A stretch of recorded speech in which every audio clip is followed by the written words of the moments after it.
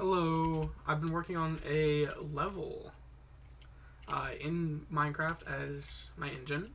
I've just been practicing level design. There's a bit of a story connected to this level. It's part of a whole game I eventually want to do. Not in Minecraft, obviously, but I'm using this to sort of represent everything. So the player starts off in the bus stop here. Here, let me flip these. These were for playtesting.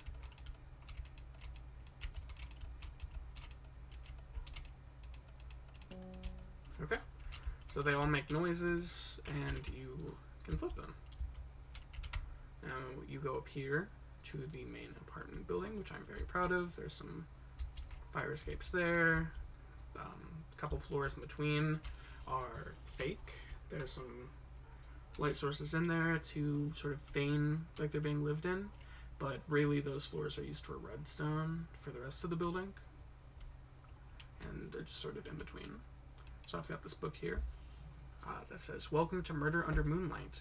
You play as an attorney looking for clues for an appeal case. Your client was accused and determined guilty for murder. She was seen in the victim's room standing over his dead body. She claims that she heard strange noises and went to check on him, didn't get a response, and let herself in with the spare key that was given to her. Your job is to look for evidence and determine what actually happened that night. You have 15 minutes to look for clues, and each clue you find will be for a specific color. To win, light up all of the lamps corresponding to the clue's color at the front of the apartment building. Then, you'll want to press the button right next to the lamps to finish the level. You may die, but that won't make you lose the level. The only way you can lose is if you don't find enough evidence in time.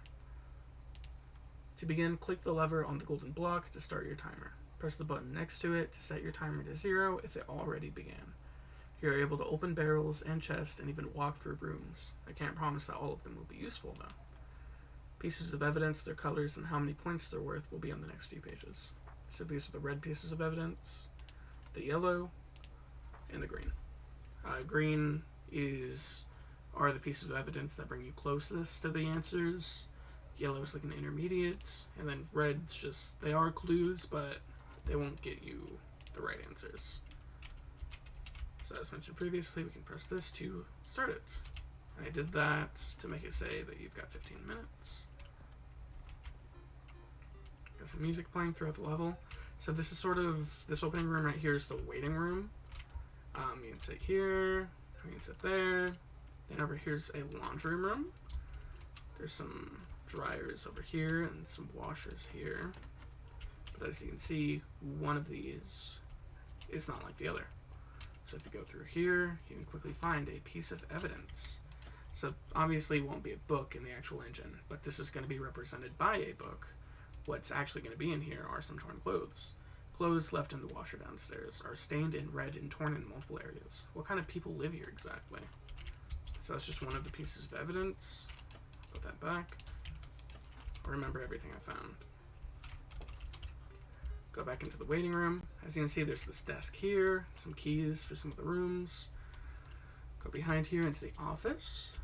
This is sort of where you can meet the owner of the building and talk to him about whatever. And then back here, don't get caught, be sneaky. That's a warning to the player, indicating that you need to sort of be stealthy or something's going to happen. So you can start doing this. But if you start walking, that happens. So you really don't want to do that. You want to stand on carpet areas. So this is sort of a security room. There's obviously some monitors and stuff displaying everything. Some more monitors there, 2 people sitting here. And you can look in these areas. You have permission from the book at the front. But right here is some video footage. The video footage shows the hallways of the apartment building. You can clearly see the suspect knock on the door before letting themselves in with a key. They run out of the room minutes later looking frightened. So that sort of shows the events leading up to everything. They're knocking, and then they enter, and then they leave. Then you can go upwards. As mentioned previously, this area here is to just house the redstone. That's where the music's coming from. Then you head upwards to the 2nd floor. So you can talk to these people here to sort of investigate what happened. So this lovely person, they each have their own rooms. This one's very green, very naturey. They love plants, hate harm being done to others. You're not supposed to go in here. But you can talk to these people. Hi, did you notice anything strange on the night of the murder? And they respond. I did hear some strange noises from 3C. So talking to this person tells you that the crime happened in 3C. Where were you on the night of the murder? I was in my room until we heard some noises. Did the victim and the suspect seem to have any ongoing issues? Like violence between them? Never. Here, I'm just gonna prioritize my voice. I'm gonna quickly just... Oh, music is off.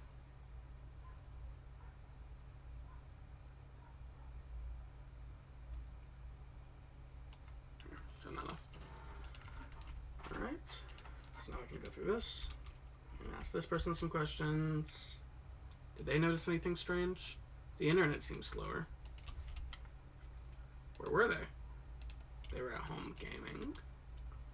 Did the victim and the suspect seem to have any ongoing issues? They never really saw them much. And as you can see, this person's very like high-tech and collections and stuff like that, but they don't have as much for the necessities because they indulge so much. And over here, we have some more rooms. This person here is a bit wealthier. I'll quickly show you their room. Everything's gold and purple. They've got this giant dining room. Nice bathroom here. I sort of made it the case because it had a very large opening when I was doing the room outlines. So, did you notice anything strange? Thankfully, nothing was out of the ordinary. Where were you? Hard at work. How was the relationship? How should he know? Same here. This person's very pink. And they've got some cats in the other room. Did you notice anything strange? Can't say I did. Where were you? Took my cats to the spa. They always seem super friendly to each other. So that's everything you get from floor 2. Then you move upwards here to the final floor.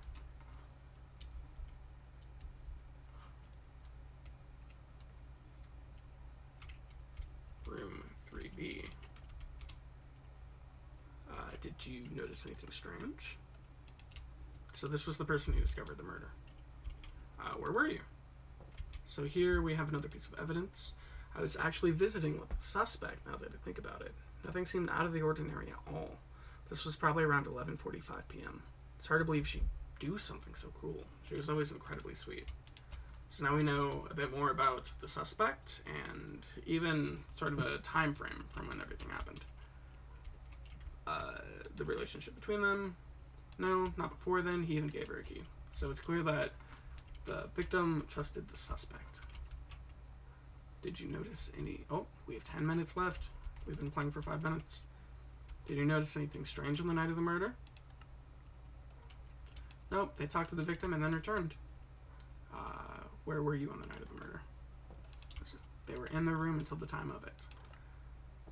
No, not at all. They were uncomfortably close. So here is the suspect's room, room 3D. It's pretty normal. Something that stands out is this larger dining room with multiple chairs. If you go through here, you'll find another piece of evidence. A journal written by the murder suspect, my client. Even in her most personal confessions, there isn't any mention of harboring negative feelings towards her neighbor. What exactly is the motive? What is it? That's just I like ending those clues with questions, sort of like the character's inside voices to make the player think as well. This spare room here. There's a spare room in the suspect's apartment. Most of the residents use the space for a study or something similar. The suspect appears to live with someone else, or at least invite people over quite regularly. The dining table also points to just that. And again, this is a spare room, while in the other ones that they were like studies and stuff. That's all the evidence you can find here. And then if we move to the murder scene, we walk through here. In this first room, right here's a book. A note left in the desk mentions how he needs to be kept inside on the night of the crime, or something bad will happen. It doesn't appear to be in his handwriting. So someone else was talking to the victim and warning him about something they had previously established. Right here we have a book. The shelves are lined with both alleged recounts and fictional stories concerning werewolves. Normally, I'd think they just liked werewolves. This is a bit too much, though. Almost as if they were researching them. That last part was something I just added. Oh, I am in survival. Okay, I was worried that was going to disappear. It's a calendar. It is close to 0 markings on it, other than a giant circle towards the beginning of the month. Strange. It's on the night of the murder as well. So they were clearly waiting for that time, the time of the murder, expecting something on it. Broken clock. The clock looks like it was broken at some point that night. The time is 12:06 a.m., around when the moon is at the highest in the sky. So you're sort of able to guess what the narrative is about, what actually happened that night here. You can see that he boarded up the windows, trying to keep something in. Right here. A chair was flipped over after seemingly being moved from the study. Just why was it moved into the middle of the room? And what exactly caused it to flip over? So I did my best to make sure. Actually, I did it perfectly. That's a flipped over chair right there. And as you can see, there is no chair in the study. And over here, we have this silver ingot. Strange, a chunk of silver seems to have been thrown aside during the fight. What could this mean? And then, I believe the final piece of evidence right here, some claw marks. Marks left by some giant creature have torn apart the wall and peeled back the paint. What could have done this in the middle of the city? So while walking down, I'm sort of going to discuss the narrative. So obviously, there is something more going on than what the previous case established. She's not guilty of murder. Well, she is guilty of murder, but she didn't, like, murder them. She heard noises coming from the room, as a bunch of her neighbors did as well, and she went to go and check on it. She knocked on the door, as the video footage shows. She knocked on the door, and when she didn't get a response, she let herself in, only for something to happen there. Struggle, the chair was knocked over, silver was thrown aside, clocks were broken, and that led to the death of the victim, right? But by the time that the person in 3B walked up to 3C to see what happened, the monster had turned back into the neighbor. So it just looked like that the suspect had just killed the victim. But really, it was a werewolf.